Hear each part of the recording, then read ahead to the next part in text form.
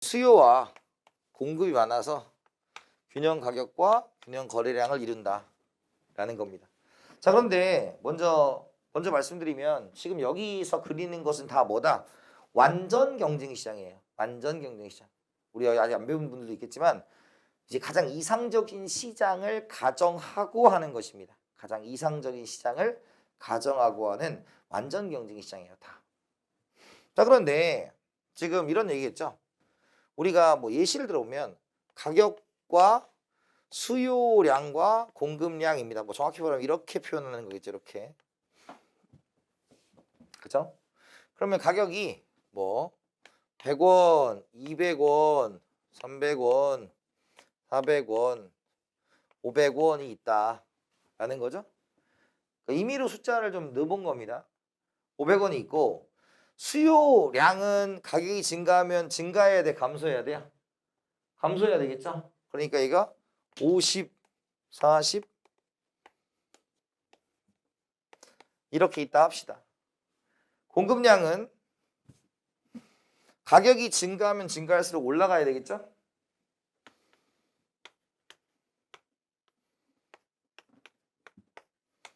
이렇게 있다고 합시다. 그럼 이걸 이제 그래프로 나타내면 이렇게 표현하는 거예요. 수요와 공급을 배웠으니까 이렇게 배운 거죠. 직선으로 그리는 이유는 이해를 돕기 위한 겁니다. 그래서 수요 곡선이라고 부르지만 직선으로 그리는 거예요. 그러면 지금 이쪽 세로축에 읽는 건 뭡니까? 가격에 대한 변수를 표현한 거고 여기는 수량에 대한 변수를 표현한 겁니다. 그래서 2차원적인 거고요. 그래서 한 점의 정보는 두 가지의 정보를 갖고 있다라는 겁니다. 그래서 수요와 공급이 만나는 지점은 어디가 되겠어요? 얘겠죠, 얘. 그죠? 그래서 가격이 얼마일 때? 300일 때 수요량은 30입니다. 최초로 하시는 분들이 꼭 30과 30을 더하세요. 60 아니고 30입니다. 둘이 만나는 점이니까 수요와 공급이 일치해야 됩니다. 자, 그런데 지금 가격이 얼마로 설정돼 있다고 해보자. 500으로 설정돼 있으면 지금 어때요? 지금 얘는 10 사고자 하는 양은 얼마예요? 10이고 팔고자 하는 양은 얼마입니까? 50이죠? 그럼 거래량은 얼마겠어요? 거래량은 작은 수에 의해서 결정이 됩니다. 작은 수. 왜? 50개를 내놔도 10개밖에 안 팔리는 거죠. 그죠? 그래서 여기에 해당하는 40개가 공급이 더 많은 거죠. 그래서 40개의 초과 공급이 나타난다라는 겁니다. 40개의 초과 공급이 나타난다. 근데 우리가 이건 너무 어렵게 안 생각해도 돼요. 가격이 비싸니까 남아 돈다. 이렇게 생각하는 거죠. 본래 거래되는 가격보다 가격이 너무 비싸니까 남아 돈다. 이렇게 생각하시면 됩니다. 반대로 가격이 뭐일 때? 가격이 100일 때. 이번에 어때요? 사려고자 하는 거는 500인데 팔려고자 하는 것은 10개입니다.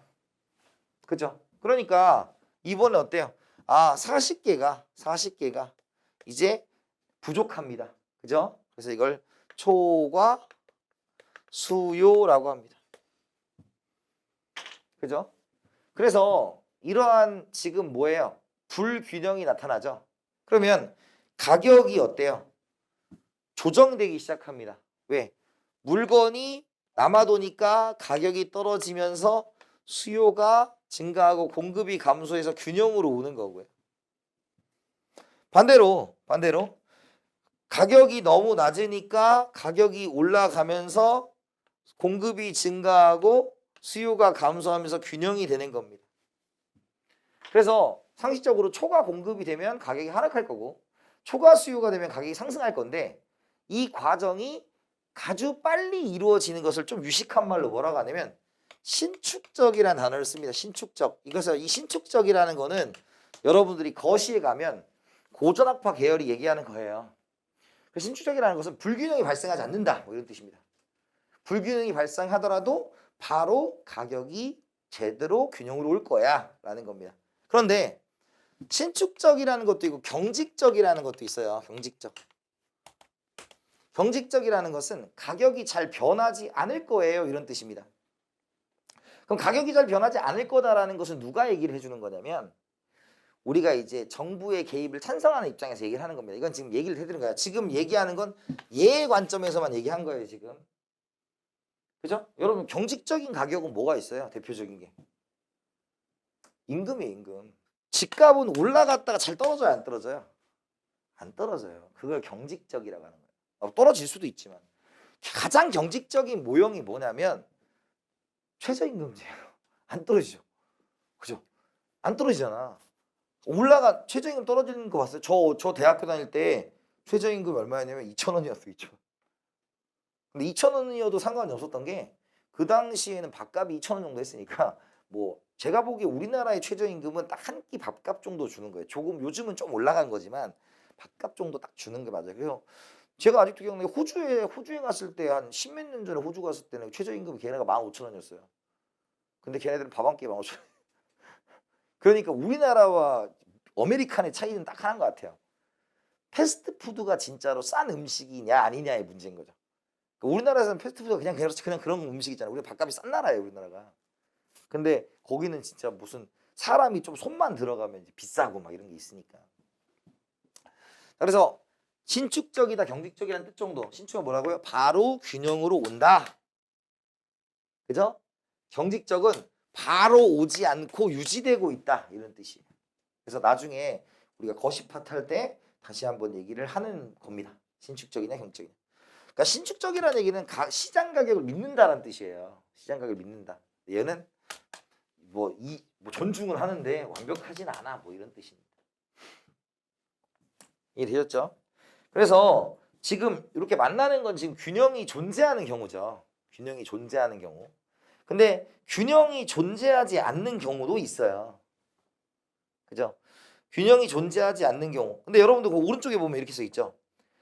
효율적 자원의 배분 기능이죠. 자, 동그라미가 배분이었어요. 배분. 우리 아까 분배가 뭐였죠? 생산 요소를 제공한 대가가 분배였죠. 배분은 뭐였다? 자원의 흐름이죠.